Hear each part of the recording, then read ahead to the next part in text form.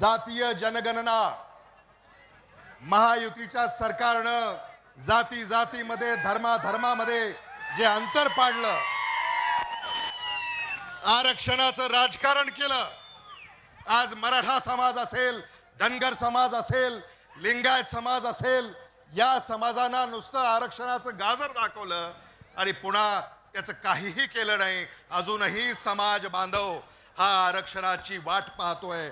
अजूनही समाज बांधव या सरकारवर सहमत नाही आहे, त्याच्यावर खुश नाही आहे आणि म्हणून आरक्षणाचा बाजार मांडणाऱ्या सत्ताधाऱ्यांना समाज बांधवांनी धडा शिकवण्याची वेळ आलेली आहे। हे मला मुद्दामून या ठिकाणी सांगायचं आहे। अनेक प्रश्न आहेत।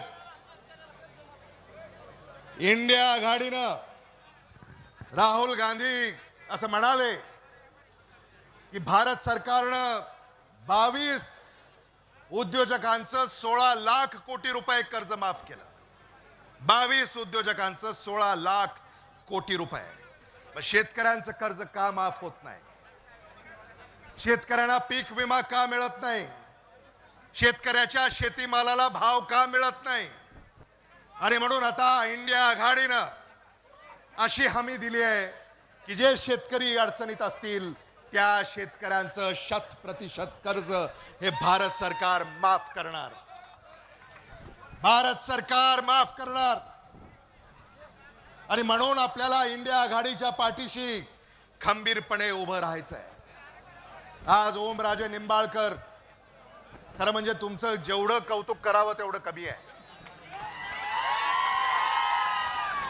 एक धाराशिवचे खासदार आणि एक लातूरचे खासदार।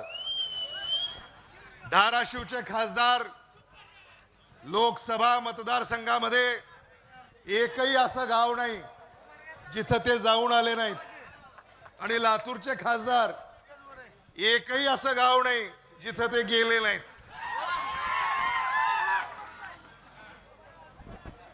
आणि म्हणून अशा आपल्या खासदाराला, अशा आपल्या उमेदवाराला आशीर्वाद देणं ही काळाची गरज आहे। खरं म्हणजे तुमच्यामध्ये जो उत्साह आम्ही पाहतोय, तुमच्यामध्ये जो जल्लोष आम्ही पाहतोय, अशा मिरवणुका आम्ही तर पाहिल्या नाहीत।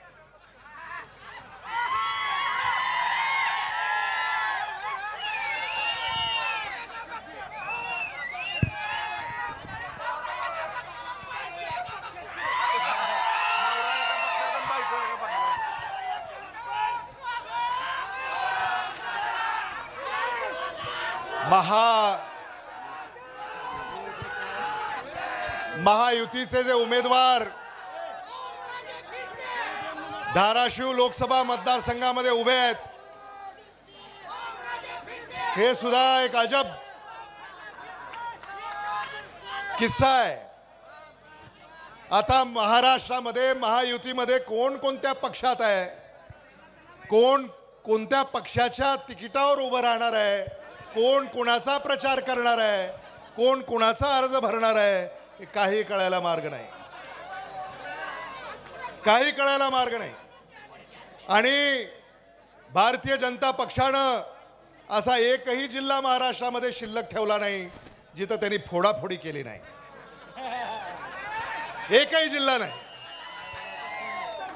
पुणे, बीड, धाराशिव, नांदेड, संभाजीनगर।